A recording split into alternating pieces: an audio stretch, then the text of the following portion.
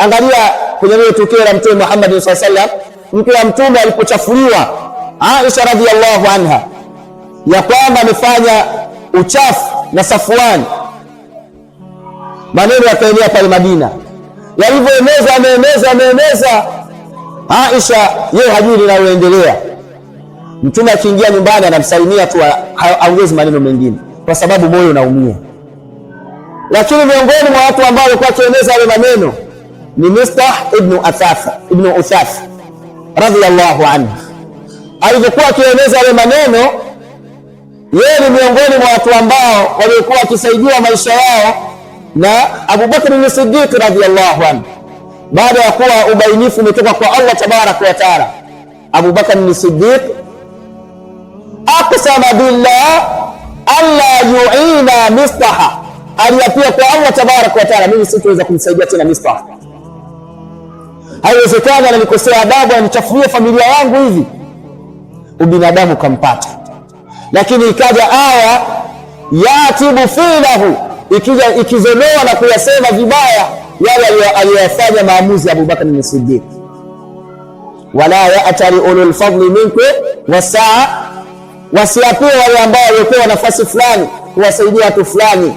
Ala tuhibbuna an yaghfira Allahu lakum, hivi nyinyi wanadamu hampendi Allah tabaraka wa taala akusameheni?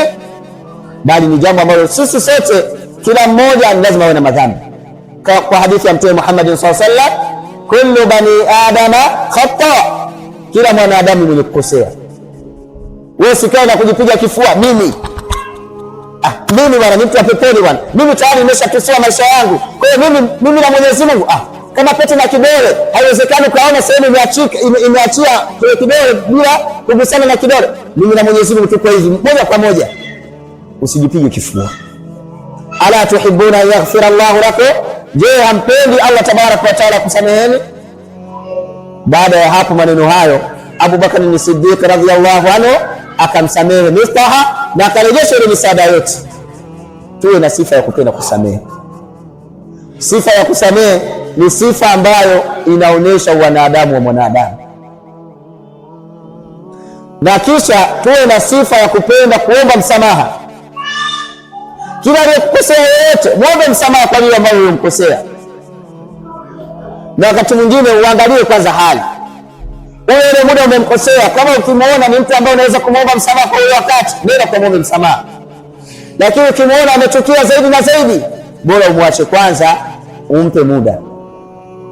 La sivyo itatokea atakuja kuongea maneno mabaya. Kwa hiyo uangalie hali ya mtu. Tuwe na sifa ya kupenda kusameheana.